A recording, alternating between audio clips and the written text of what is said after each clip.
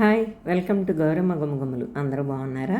నేను ఈరోజు సేమియా దద్దోజనం చూపిస్తున్నాను. దానికి 1 కప్పు సేమియా, 2 కప్పులు పెరుగు, సరిపడా సాల్ట్, పసుపు, పచ్చి క్యారెట్ తురుము, కొంచెం కొత్తిమీర, పోపుకి మినపప్పు, ఆవాలు, శనగపప్పు, ఇంగువ, 2 పచ్చిమిర్చి, 2 ఎండుమిర్చి, కొంచెం కరివేపాకు, కొంచెం జీడిపప్పు, పోపుకి సరిపడా ఆయిల్ తీసుకున్నాను. ముందు సేమియా కొంచెం నీళ్లు పోసుకుని ఉడకబెడతాను. ముందుగా స్టవ్ మీద నీళ్లు పెట్టుకుని అవి మరుగుతున్నప్పుడు సేమియా కొంచెం ఉప్పు, పసుపు, నూనె వేసుకుని మరీ మెత్తగా అవ్వకుండా ఉడకనివ్వాలి. ఒక్క పలుకున్నప్పుడే స్టవ్ ఆఫ్ చేసుకుని ఉడకట్టుకోవాలి. సేమియా ఉడికిన తర్వాత దాన్ని ఇలా స్ట్రైనర్లోకి వడకట్టుకున్న తర్వాత దానిపైన కొంచెం చన్నీళ్ళు పోస్తే కనుక సేమియా ఉండల కింద ఉండకుండా విడివిడిగా ఉంటుంది.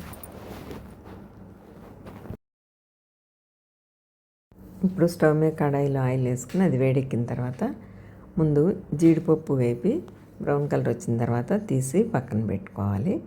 పెట్టుకుని అందులోనే కట్ చేసి పెట్టుకున్న పచ్చిమిర్చి, శనగపప్పు వేసుకుని సగం వరకు వేగనివ్వాలి. శనగపప్పు సగం వేగిన తర్వాత అందులో మిగిలిన పోపు కూడా వేసుకుని వేగిన తర్వాత స్టవ్ ఆఫ్ చేసుకోవాలి. ఈలోగా మనం వడకట్టిన సేమియాను గిన్నెలో వేసుకుని చల్లారనివ్వాలి. చల్లారిన తర్వాత అందులో ఈ పోపు వేసుకోవాలి.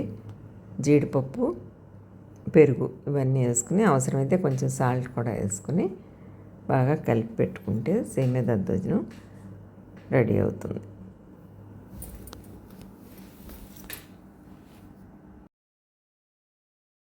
ఇప్పుడు ఉడికించిన సేమియాలో పెరుగు, పోపు, జీడిపప్పు అన్నీ వేసి కలుపుకున్నాం కదా. ఇప్పుడు ఇందులోనే ఇష్టమైన వాళ్ళు కొత్తిమీర, క్యారెట్ తురుము కూడా వేసుకుని కలుపుకోవచ్చు. ఇది ఒక అరగంట ఊరితే కనుక సేమియా దద్దోజనం టేస్ట్ చాలా బాగుంటుంది. సేమియా దద్దోజనం రెడీ అయింది. నచ్చితే like, share and subscribe. Thank you.